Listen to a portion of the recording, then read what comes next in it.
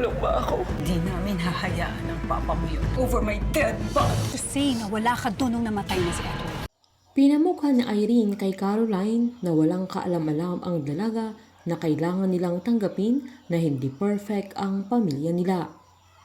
Habang may tinawagan naman si Cindy na giniit niya, kailangan nilang siguraduhin na hindi madadawit ang pangalan ni Bettina o sino man sa mga anak niyang Chu.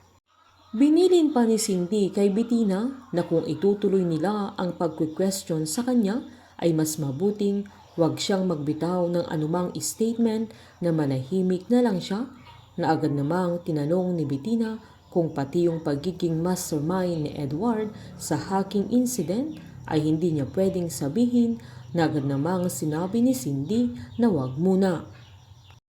Naalala pa ni Bettina noong tumawag si Liv sa kanya kung saan sinumbat niyang ayaw ni Liv na maging maid of honor niya. Agad namang pinaliwanag ni Liv na ayaw na niyang maging maid of honor niya dahil alam niyang may nagawa siyang kasalanan sa kanya, na nagsisisi siya sa ginawa niya, na yun ang dahilan niya na tumawag siya sa kanya dahil meron siyang ipagtatapat sa kanya, na sinumbat naman ni Bettina na wala na siyang panahon sa mga walang kabuluhang bagay na pinagsasasabi ng kanyang best friend. Nawala ang tiwala ni Bettina kay Liv noong nilokot siya ng kaibigan niya at nagkaroon sila ng relasyon ng mismong fiancé niya.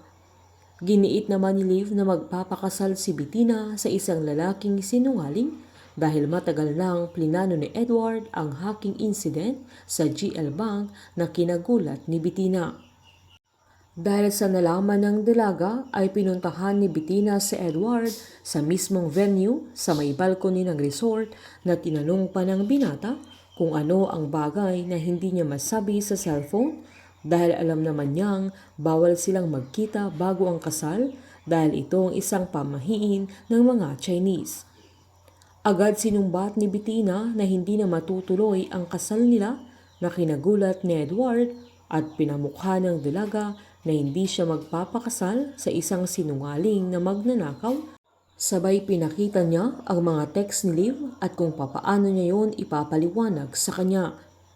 Sinumbat pa ni Bettina na noong niloko siya ni Edward sa relasyon nila ni Liv ay pinatawad niya ang binata, pero yung paghak niya sa negosyo ng pamilya nila ay hindi niya mapapatawad, na nagtiwala siya kay Edward pero ginawa siyang wala siyang isip.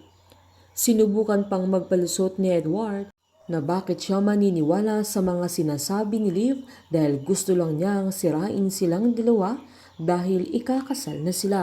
Mas lalong nagalit si Bettina na walang konsensya si Edward sa paulit-ulit niyang panluloko sa kanya dahil pinatawad niya ito ng paulit-ulit at magpapakasal na sana sila. Sabay sinampal niya ang binata na bakit niya yun nagawa sa kanya at inatake niya si Edward, kaya nagkaroon ng scratch sa mga braso at leeg ng binata dahil sa mahabang kuko niya, na hindi niya napigilan ang galit niya at nagsisisigaw siya at sinabing wala ng kasal na magaganap. Maghahanap sila Cindy ng magiging testigo para maipaghiganti si Bettina sa korte, na kailangan nilang mapatunayan na umalis na si Bettina bago pa namatay si Edward. Nang papunta si Bingo sa venue ay nahagilap niya si Bettina sa isang bar, pero hindi niya ito nalapitan dahil hindi siya sigurado at nagmamadali siya sa sandaling yun. Sa sandaling ipagtatapat niya kay Caroline na nakita niya ang ate niya, ay siya mismo ang kukunin nilang testigo upang hindi makulong si Bettina. Painit ng painit ang mga tagpo, sabay-sabay po nating subaybayan ang advanced episode ng Can't Buy Me Love dito po sa aking channel. Patuloy lamang pong manood at mag-subscribe para ma-update po kayo sa mga susunod na episode. Marami pong salamat.